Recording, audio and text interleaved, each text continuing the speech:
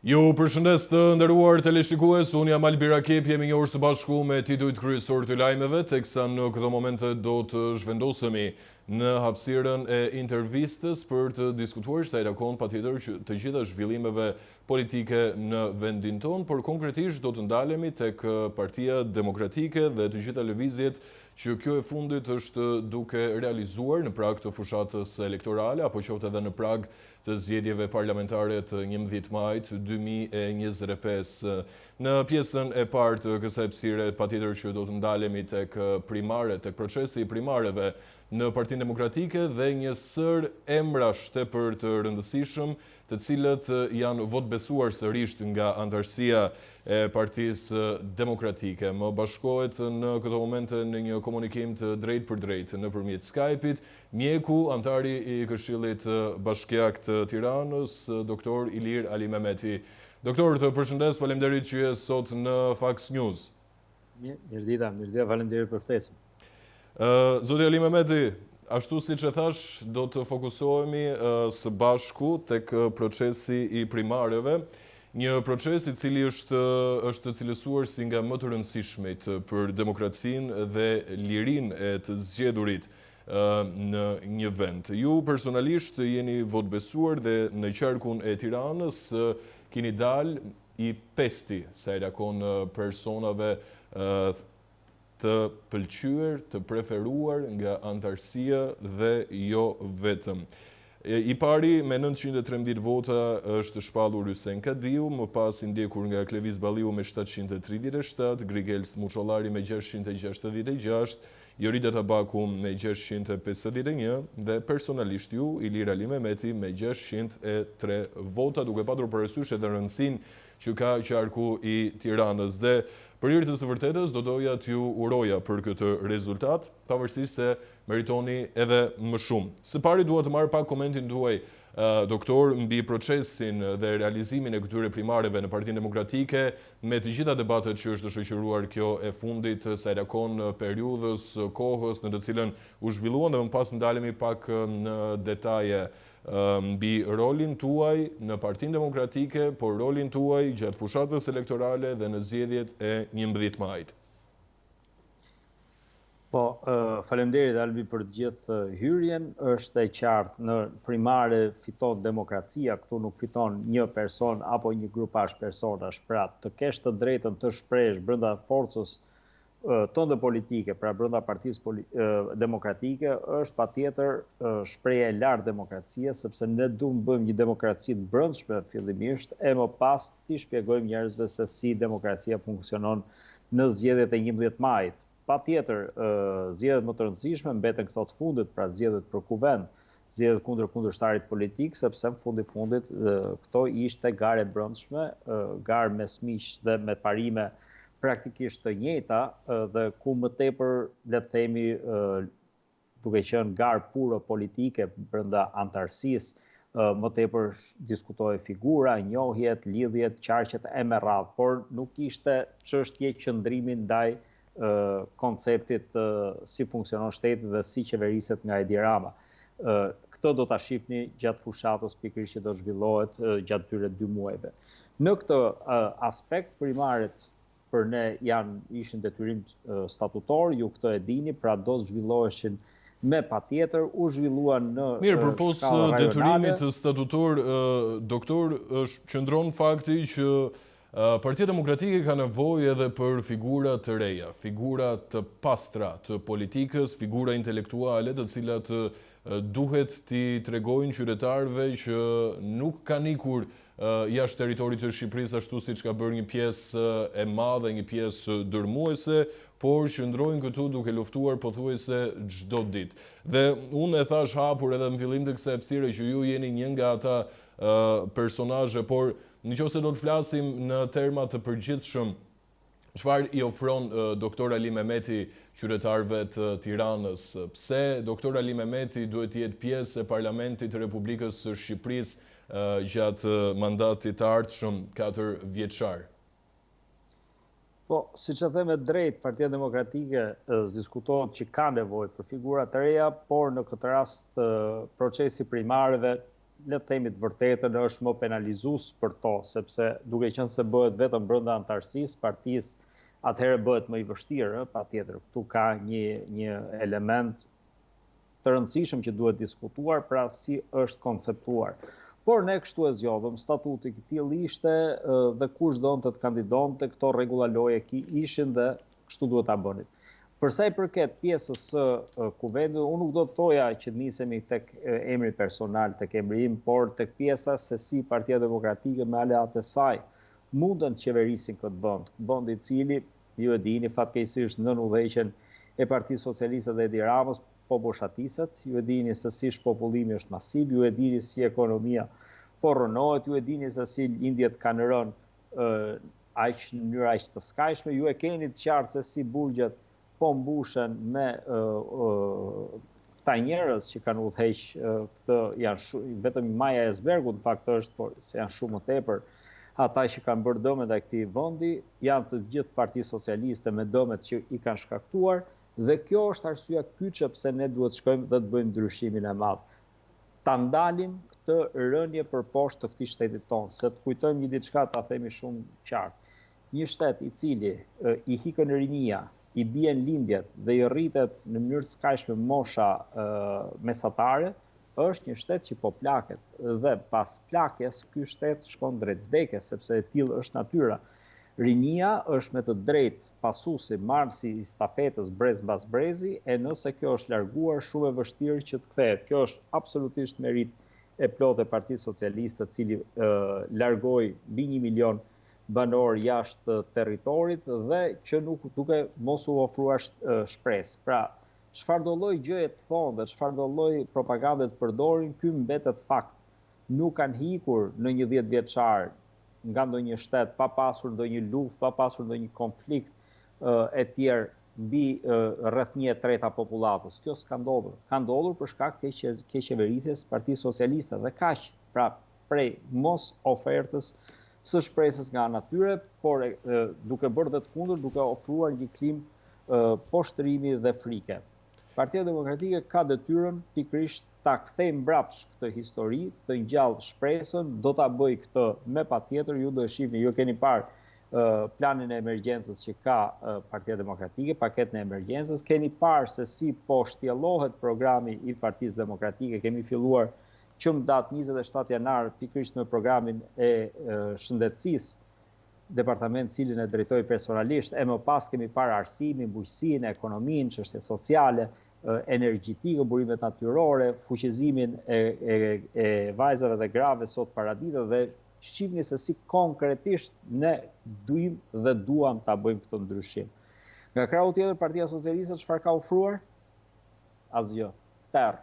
Absolutisht asgjë. As figurat nuk e njihni, kush po diskutohet e me radhë, as çfarë plani ata kanë, asgjë. Ata praktikisht po ruhen vetëm nga dyert e burgjit dhe vetë Edi Rama ka vetëm një çështje personale, e cila është të mundohet të mbrojë mandatin e tij në mënyrë që të di si t'i qasës drejtësisë nesër. Nuk mendon ai as për reforma të mëdha siç mendojmë ne, dhe nuk mendon ai as për pastrim të administratës nga elemente korruptuar siç mendojmë ne. Ky është ndryshimi radikal dhe ne këtë duhet bëjmë. Duhet që forcën tonë opozitare sot ta kthejmë forcë qeveritare me datën 11 maj.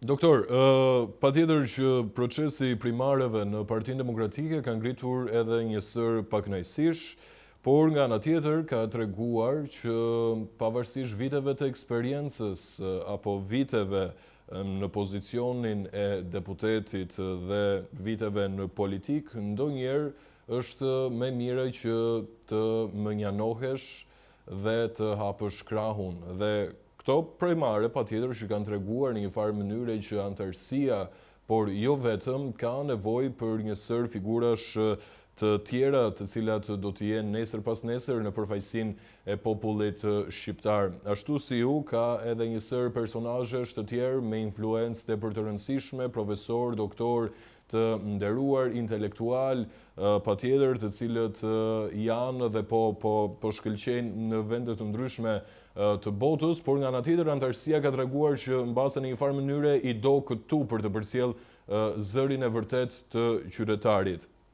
Dua të di pak komentin tuaj përpara se të ndalem tek pjesa tjetër që lidhet me fushatën elektorale dhe zgjedhjet parlamentare.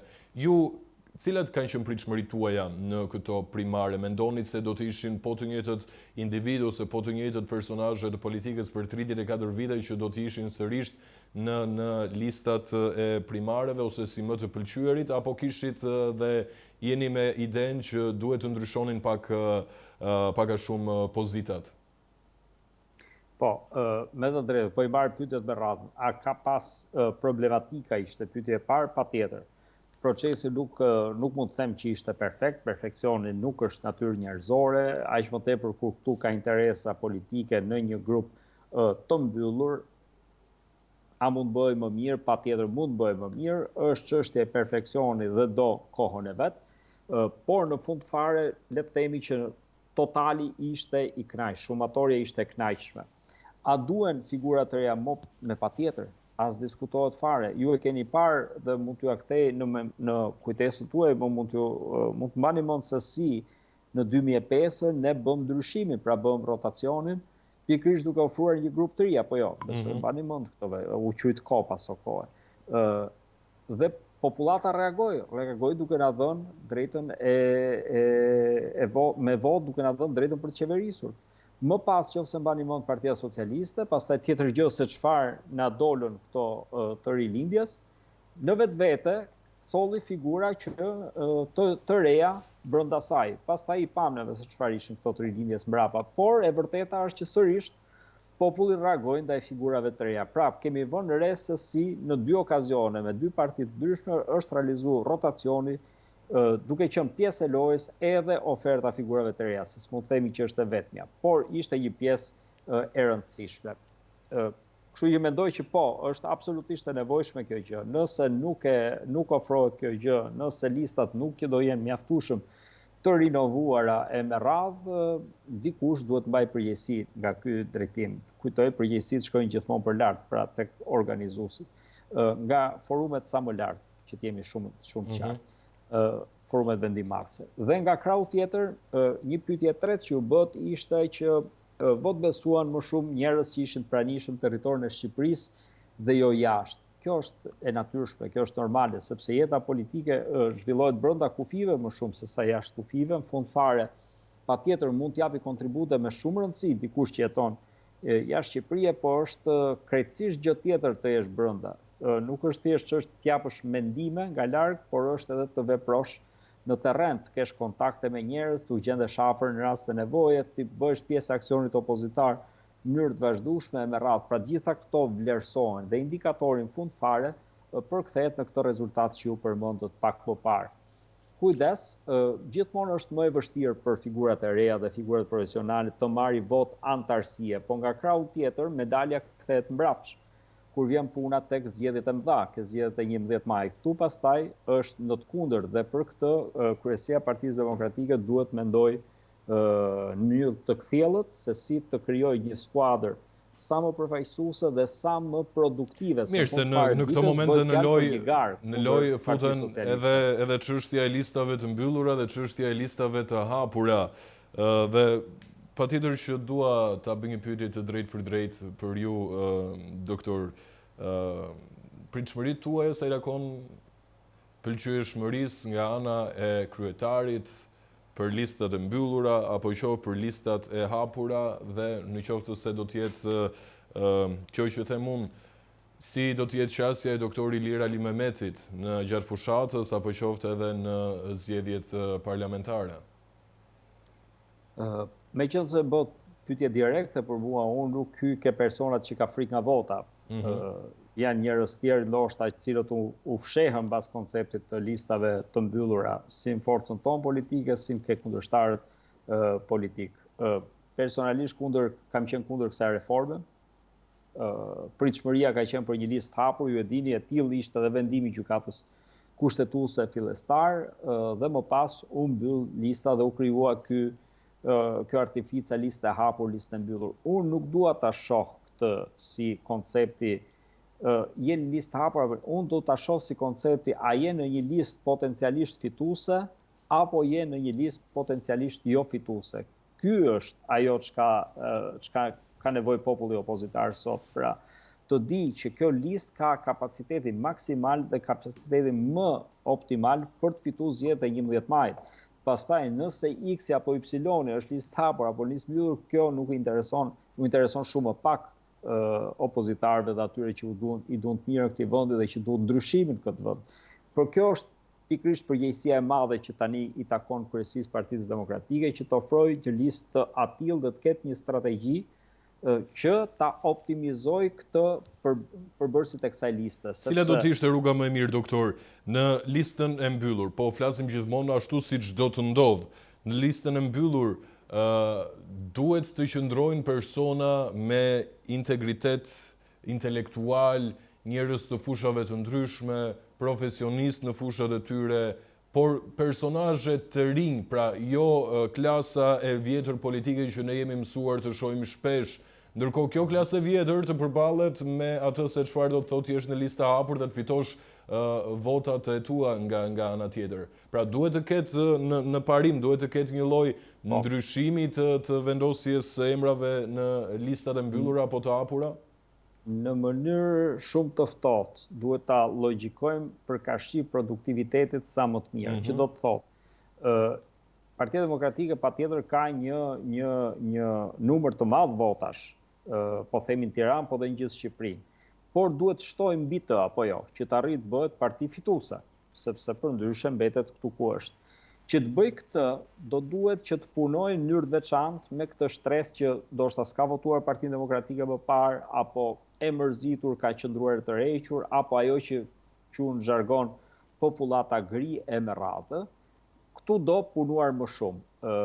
Në këtë aspekt, njerëzit nëse do kishim një listë të mbyllur të bërë mirë, pra pa ankthin e marrjes me votën e strukturës e me radhë, atëherë këta njerëz do kishin pas mundësi më të madh për të punuar jashtë gardit, për të punuar në mënyrë të targetuar drejt tyre shtresave dhe për të sjellë një produktivitet sa më të lartë. Në të kundërt, në listën le të themi të hapur, shoh mundësi, kujtojmë që është hera parë që bëhet kjo lloj gare, kështu që këto realitetet do të shohim rrugës, patjetër do të diskutojmë dinamik. Por tek lista hapur sillet një diskutim më, le të themi, shkon problemi tek personaliteti, tek individi, se sa të shifet kjo pjesa le të kalojmë gardin. Dhe pjesa brenda gardit është më e madhe, në fakt numerikisht në krahasim me pjesën e cila do nevojitet të thirret për ta bërë këtë parti fituese, që do të thotë strategjitë do t'i shohim. Strategjia individuale ju pak më parë përmendët me drejt që i pari dhe i uroj patjetër suksese miku tim Eni Kadiu, i cili doli i pari në qarkun e Tiranës, përdorur një strategji që nuk e shpërndan votën, e optimizuan drejt tij dhe shumë mirë bën, dhe ja ku pati një strategji për shembull fituese apo jo. Në krahasim me Tiranën, Tirana ka shumë më tepër votë, po duke qenë se u shpërnda, atëherë nuk u arrit dot një rezultat më nga një kandidat Tiranë në krahasim me kandidatin e Kavajës. Pra jo ku e shihni realitetin se si një strategji e caktuar mund të sjellë një produktivitet më të lartë edhe ndoshta për disa edhe i papritur.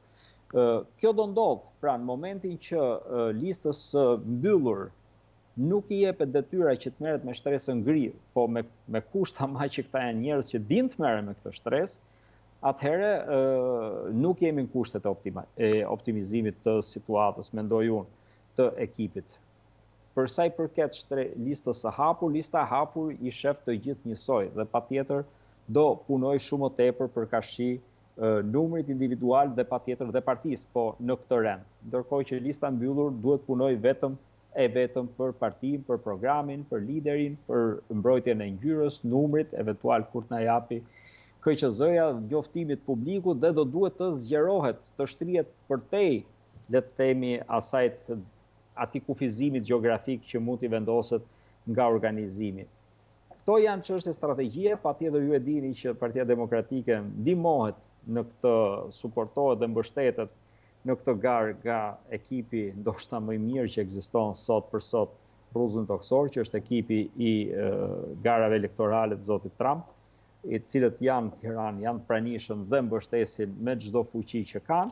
Çfarë është duke ndodhur aktualisht me këtë ekip, doktor? për të qenë pak më...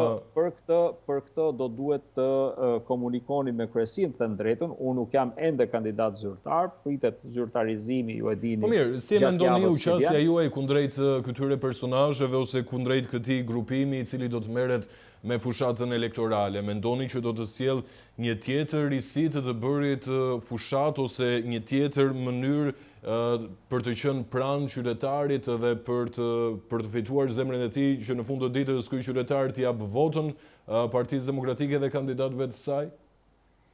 Unë mendoj për ta thjeshtuar shumë e ngjashme me një ndeshje futbollit, do duhet të fusësh në pozicionet e duhura lojtarët e duhur që t'japin maksimumin atë lloj pozicioni, sepse po ngatrove mbrojtësit me sulmuesit, sulmuesit i vë mbrojtje dhe mbrojtësit në sulm, atëherë dhe rezultati i ekipit, edhe pse është po i njëjti ekip, rezultati i ekipit do jetë i dobët. Pra, është shumë e rëndësishme personi i duhur në vendin e duhur dhe me strategjinë e duhur, e cila duhet të jetë jo vetëm konkrete, po duhet të jetë dhe lehtësisht e shpjegueshme dhe për publikun, se jo garantoj unë do ketë diskutime të paktën ditët e para, pse kështu, pse ashtu, ju jeni në botën mediatike dhe njihni fare mirë se çfarë ndodh. Dhe nuk duhet krijohen, le të themi, dizorientime tek njerëzit, po duhet të jemi shumë të qartë mbi arsyet, mbi emrat dhe mbi strategjinë përkatëse, sa më shpejt që është e mundur. Programin neve po e bëjmë të ditur përmes kanaleve tona, po do duhet të shkojë në mënyrë shumë kapilare tek çdo njeri. E kuptoj. E fundit, doktor, sa e ashpër do të jetë përballja në këto zgjedhje? Për një person i cili e shef... Përballë nesh ndodhet një shtet i cili ka bërë çdo të zezë këtij kombi dhe sot është një bishë e plagosur. Ju e dini që burgjet janë plot me deputet, me ministra, me kryetar bashkish, me drejtor të Partisë Socialiste dhe shumë më tepër ministra, madje edhe kryeministri diskutohet apo jo.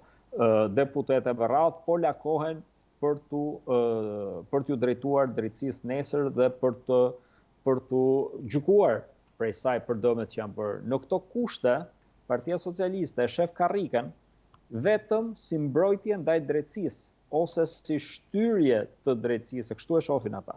Nuk e shohin as për të administruar vendin, nuk e shohin as për ta përparuar atë. Shohin vetëm si mbrojtje ndaj drejtësisë. Nuk duhet të ishte kështu, po kështu është. Fakt është dhe besoj kush na dëgjon e ka opinionin e vet të drejtim, besoj që e mendojmë gjithë njësoj. Një bishë plagosur ju e dini që do luftoj egër. Absolutisht shumë egër. Këtë jemi shumë të qartë, por ne kemi marrë përsipër këtë lloj pune, ne kemi marrë përsipër këtë lloj përballje, jemi të bindur ku jemi, besoj e keni shumë të qartë se nga ku nisëm. Unë personalisht fillova të marr pjesë aktive në strukturën e Partisë Demokratike në prill të vitit 2022, kujtoj koha më e keqe mundshme për këtë forcë politike, e goditur nga të gjitha krahët, e goditur nga drejtësia, e goditur nga politika, e goditur nga faktori ndërkombëtar e me radhë, dhe ja ku jemi sot 3 vjet më mbrapa, jo për merit time, për merit të demokratëve dhe të forcës demokratike, ku në mënyrë modeste bashkohet edhe ai pak kontribut i imja apo besimi im që në fund fare e drejta do vinë në vend gjithmonë nëse luftohet për të, sepse nuk bie nga qielli e drejta, duhet luftosh e ta mbash me luftat të. Kështu që ne jemi gati për këtë lloj lufte. Ç'a do jetë egër? Po patjetër që po, sepse Partia Socialiste këtë ka luftë për jetë vdekje, e din që i presin shumë prej tyre, i presin Kangjellat e Burgut, se e din se ç'kan bërë. Dosjet janë aty, flejnë prej kohësh në gjyqësi, dhe ata janë shumë të qartë se ç'ka aty brenda dhe çfarë tjetër ekstra kanë bërë ato që ende s'është aty, por do të jetë nesër. Doktor, të falenderoj shumë për gjithçka që përsolle në këtë transmetim të drejt për drejt, si gjithmonë është kënaqësi të kemi komentin dhe opinionin tuaj sa e rakon aktualitetit politik në vend, por jo vetëm. Faleminderit juve, kënaqësi si gjithmonë. Mirë, ne do të shkëputemi në publicitet.